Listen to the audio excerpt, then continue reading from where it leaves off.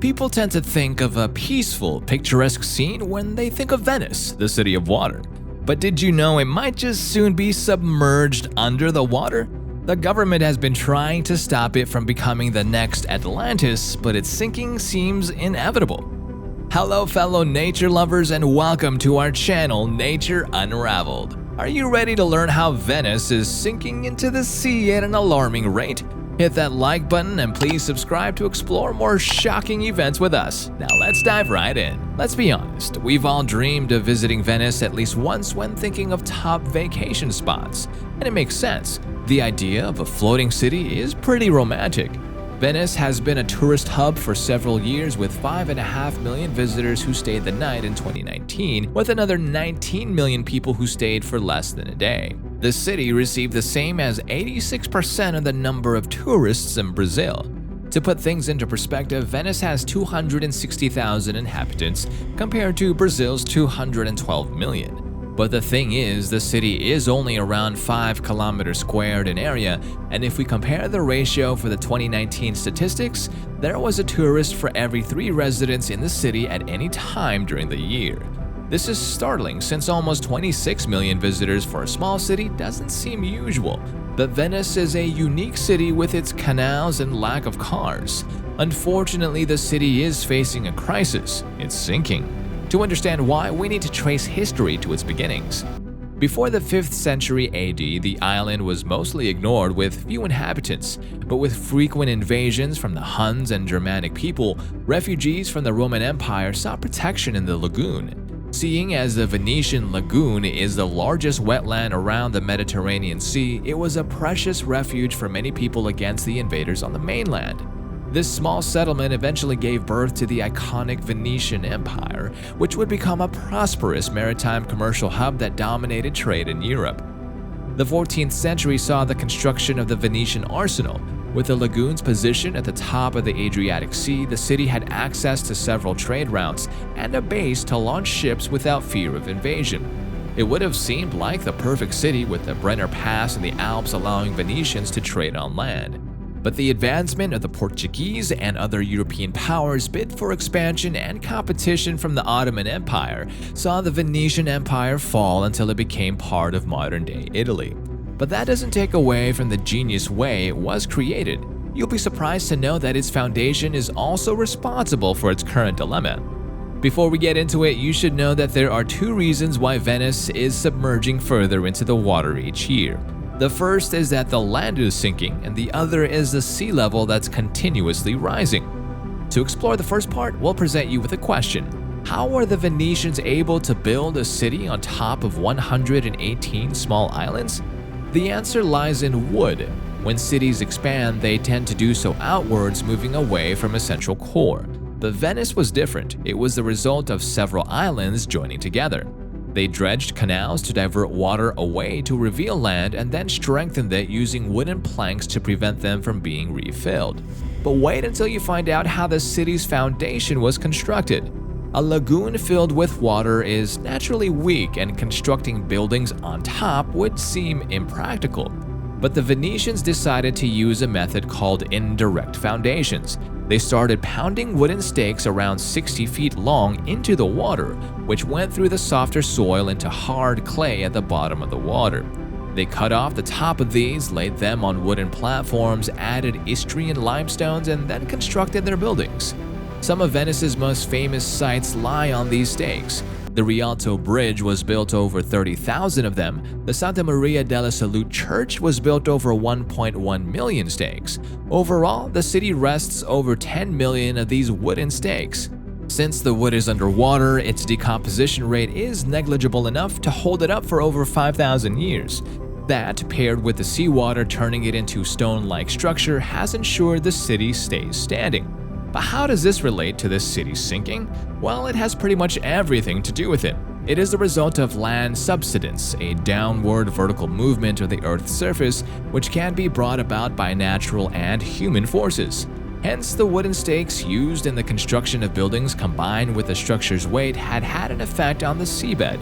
It was made worse when the government extracted groundwater in the 1950s to 1960s. The land sank 5 inches annually compared to its current 0.04 inches. People realized it was a bad idea and stopped, but the damage had already been done. If you find this information on Venice's plight interesting, please do pause this video to give it a thumbs up. Make sure to subscribe to our channel for more valuable content. Now it's time we moved on to the second aspect of Venice going underwater, the increasing sea levels. To start, we need to take a look at Venice's poor positioning. While the lagoon was a key area for safety and trade, it's a bad long-term location. For one, it's at the cusp of the Adriatic Sea, which is very narrow and rectangular. This shape amplifies currents, which means the lagoon experiences higher pressure. Additionally, extreme sea winds also push into Venice, which can block water outflow completely. This means that high tides can double in size because of the water that fails to flow toward the sea, causing frequent flooding. This phenomenon is made worse because Venice is also located at the tip of the Adriatic plate, which is being pushed under the Italian coast, and it's why the city is tilting east as well. But in a lagoon that once had so many rivers flowing through it, you'd expect it to be filled up with deposited silt by now. So why is Venice different? The answer lies in the ancient Venetians. They realized that they'd lose their geographical advantage if the city became part of the mainland. Hence, they started digging out the land around Venice to make the moat deeper and deeper. This might have provided them protection at the time, but substantially increased the risk of flooding because of the higher volume of water around it. Over time, the government started further projects which agitated the problem.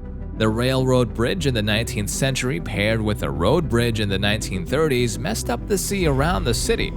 The situation worsened when the government created Port Marghera as an industrial hub directly behind Venice. Since smaller islands were no longer around to act as sponges during high tides and the channels the government opened served as another entry point for the sea, Venice was at a more precarious position than ever.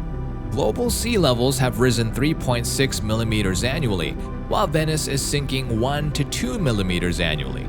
This makes its overall submersion rate relatively high. Other than that, acqua alta floods have also become more common, literally meaning high water. These are Venetian floods over 3 feet.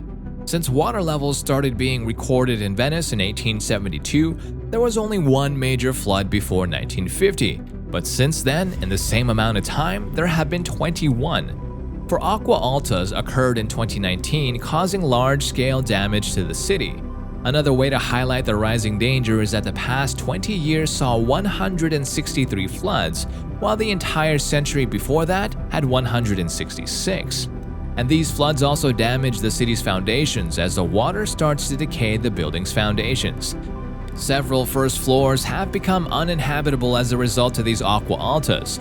At the rate the city is sinking, it's been predicted to be entirely underwater by 2100. It's not that the Italian government isn't doing anything though.